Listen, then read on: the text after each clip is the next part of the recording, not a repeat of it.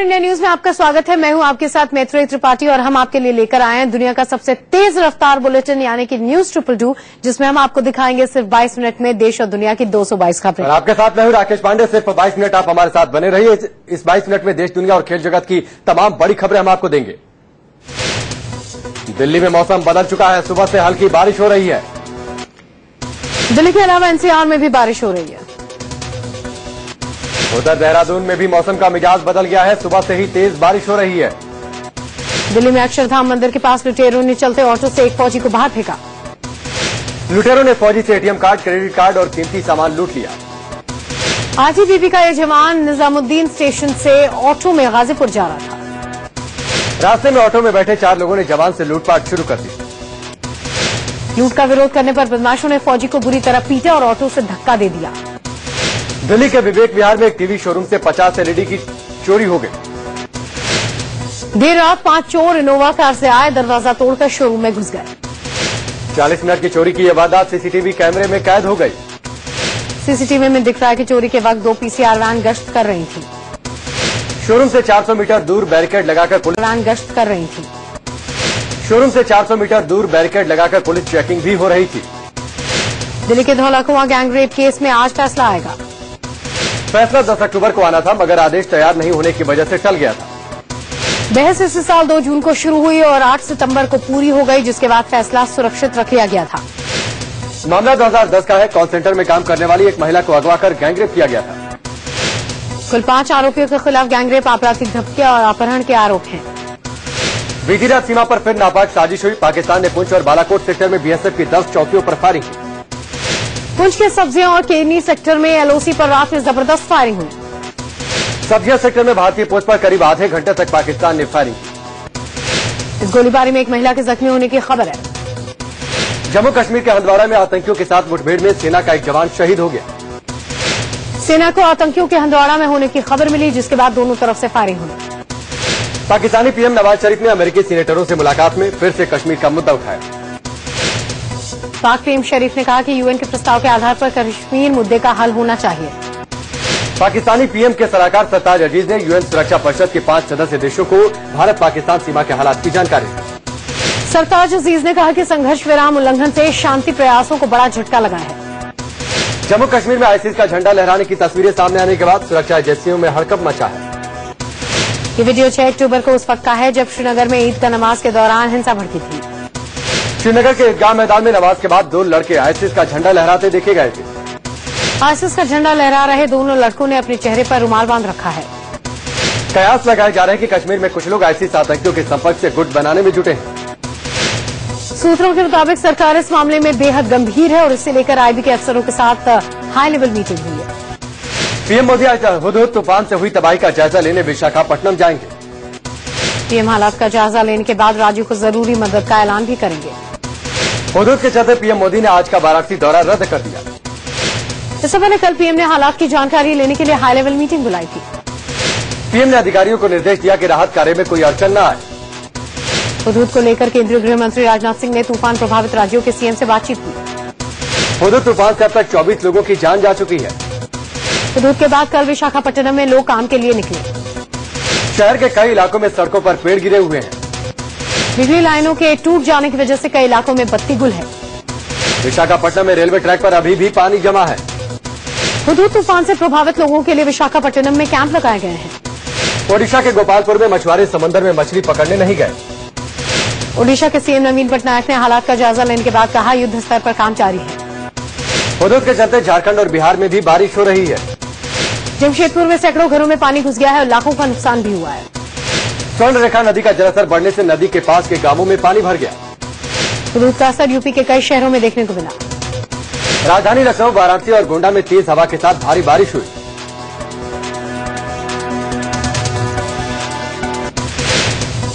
आम लोगों के लिए खुशखबरी है। महाराष्ट्र हरियाणा चुनाव के बाद पेट्रोल डीजल सस्ता हो सकता है। खबर है कि 15 अक्टूबर के बाद डीजल 2.5 रुपए और पेट्रोल करीब 1 रुपए सस्ता करने की तैयारी है। दरअसल अंतर्राष्ट्रीय बाजार में कच्चा तेल सस्ता होने के चलते दाम कम करने की तैयारी है। अभी आचार संहिता लागू होने के चलते तेल की कीमतें कम करने का फैसला नहीं लिया गया। कल होने वाले चुनाव के लिए महाराष्ट्र में सुरक्षा के कड़े इंतजाम हैं। 2 लाख पुलिस वाले तैनात होंगे। मुंबई में 4,500 पुलिस अफसर और 34,000 पुलिस के जवान तैनात रहेंगे। होमगार्ड्स के 1325 जवान, सीआरपीएफ के 17 और एसआरपीएफ की 12 कंपनियों को भी तैनात किया जाएगा। गुजरात पुलिस, राजस्थान पुलिस और आरएएफ को भी इलेक्शन ड्यूटी में लगाया गया है। महाराष्ट्र और हरियाणा में विधानसभा चुनाव के लिए सोमवार को प्रचार का शोर थम जाएगा। दोनों सूबों में 15 अक्टूबर को मतदान होना है और 19 अक्टूबर को नतीजे आएंगे। सूत्रों के मुताबिक पीएम मोदी को महाराष्ट्र में 165 सीटें मिलने की उम्मीद है। पीएम ने महाराष्ट्र में 27 तो हरियाणा में 10 रैलियां की। सोमवार को महाराष्ट्र के कंकावली में कांग्रेस एनसीपी पर जमकर बरसे। मोदी ने कहा, नेताओं ने यहां सामंतवादी ढांचा बना दिया है। पीएम के मुताबिक यहाँ पिता सत्ता में आता है तो कुछ जिले बेटों के हवाले कर देता है। पीएम ने कोंकण और सिंधुदुर्ग की किस्मत बदलने के लिए बीजेपी के लिए वोट मांगा। पूर्व सीएम नारायण राणे कुदुल और उनके बेटे कंकावली से चुनाव लड़ रहे हैं। वहीं महाराष्ट्र के रत्नागिरी में पीएम के निशाने पर एनसीपी रही। पीएम ने रत्नागिरी के मशहूर हापुस आम का मुद्दा भी उठाया। पीएम ने आरोप लगाया कि यूपीए की गलत नीतियों की वजह से यूरोप ने हापुस लौटाया। वहीं महाराष्ट्र के पालघर में मोदी ने मछुआरों के मुद्दे को खासतौर पर उठाया। एमएनएस प्रमुख राज ठाकरे ने पीएम मोदी पर फिर से निशाना साधा। राज ठाकरे ने कहा कि पीएम अभी तक गुजरात से बाहर नहीं निकल पाए हैं। हालांकि राज ठाकरे ने कहा कि पीएम मोदी अभी भी उनकी आखिरी उम्मीद है। राज ठाकरे ने यह भी ऐलान किया कि एमएनएस कभी भी लोकसभा चुनाव नहीं लड़ेगी। हरियाणा में डेरा सच्चा सौदा ने विधानसभा चुनाव में बीजेपी को समर्थन देने का ऐलान किया है। बाबा राम रहीम के नेतृत्व वाले डेरा सच्चा सौदा को हरियाणा में सबसे बड़े धार्मिक संगठन के रूप में माना जाता है। डेरा सच्चा सौदा का दावा है कि हरियाणा में उसके हजारों समर्थक अलग अलग विधानसभा क्षेत्रों में फैले हैं। हरियाणा के साथ साथ डेरा सच्चा सौदा ने महाराष्ट्र में भी बीजेपी के समर्थन का फैसला किया है। दिल्ली सरकार में मंत्री रही राखी बिरलान ने बीजेपी की महिला पार्षद पर मारपीट का आरोप लगाया। वहीं रोहड़ी सेक्टर 3 की महिला पार्षद संजना सिंह ने राखी पर काम में बाधा डालने का आरोप लगाया। निगम पार्षद के मुताबिक वो इलाके में सफाई करवा रही थी, तभी राखी ने वहां आकर हंगामा शुरू कर दिया। दोनों पक्षों में थाने में जाकर एक दूसरे की शिकायत की है। कांग्रेस सांसद और पूर्व मंत्री शशि थरूर को कांग्रेस ने पार्टी के प्रवक्ता पद से हटा दिया। दरअसल थरूर ने स्वच्छता अभियान को लेकर पीएम मोदी की तारीफ की थी। पीएम ने थरूर को स्वच्छता अभियान से जुड़ने का न्योता दिया था, जिसे उन्होंने कबूल किया था। शशि थरूर पहले भी कई बार पीएम की तारीफ कर चुके हैं। थरूर को प्रवक्ता पद से हटाए जाने का केरल प्रदेश कांग्रेस कमेटी ने स्वागत किया। कार्रवाई के बाद बयान जारी करके शशि थरूर ने पार्टी का आदेश मंजूर किया। थरूर ने यह भी कहा कि अगर बयानों को लेकर उनका पक्ष लिया जाता तो अच्छा रहता। बीजेपी के साथ तालमेल के लिए आरएसएस ने नए शख्स को तैनात कर दिया है। कृष्ण गोपाल अब तक काम देख रहे सुरेश सोनी की जगह लेंगे। कृष्ण गोपाल आरएसएस के सह सरकार्यवाह हैं और सुरेश सोनी भी इसी पद पर हैं। बीजेपी सांसद गिरिराज सिंह ने कांग्रेस को लेकर विवादित बयान दिया है। गिरिराज सिंह ने कहा कि कांग्रेस अंडरवर्ल्ड की वो दुनिया है जहां घुसना आसान पर निकलना नामुमकिन है। न्यूयॉर्क के मेडिसन स्क्वायर पर दिए गए मोदी के भाषण को लेकर विवाद खड़ा हो गया। इस भाषण को महाराष्ट्र के स्थानीय चैनलों पर रिपीट टेलीकास्ट को लेकर कांग्रेस ने चुनाव आयोग से शिकायत की। इस स्पीच को बीते बुधवार महाराष्ट्र के कई लोकल चैनलों पर प्राइम टाइम में टेलीकास्ट किया गया था।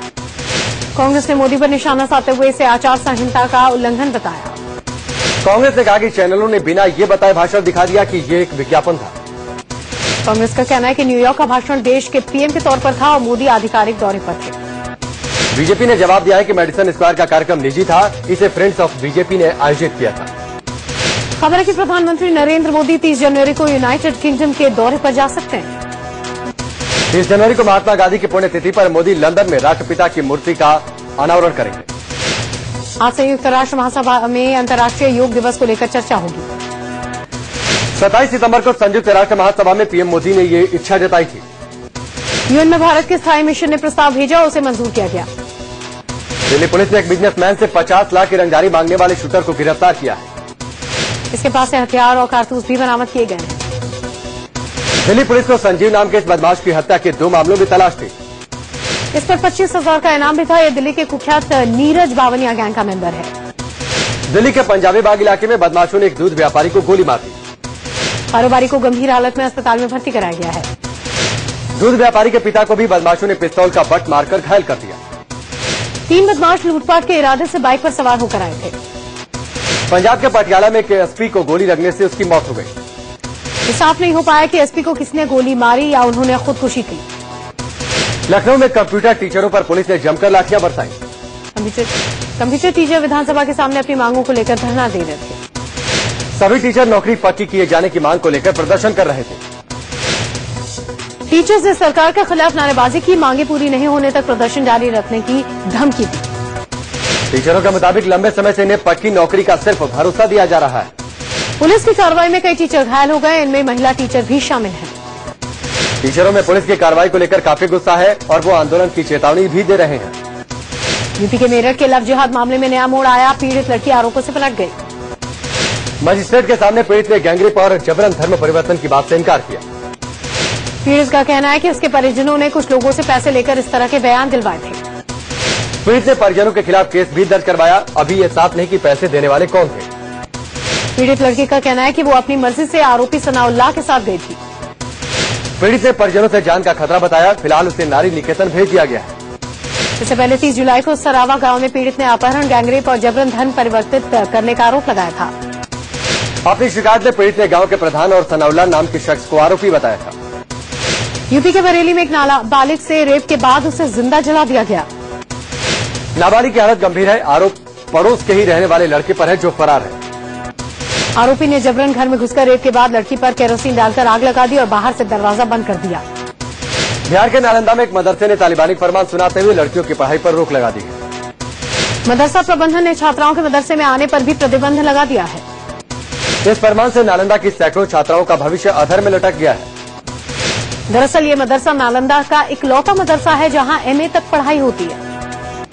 अलीगढ़ में डॉक्टर पर HIV पॉजिटिव बताकर ठगी करने का आरोप लगा है। महिला ने आरोप लगाया कि डॉक्टर ने उससे हजारों की ठगी की है। इतना ही नहीं, HIV पॉजिटिव होने पर महिला और उसके परिवार को गांव से बेदखल कर दिया गया।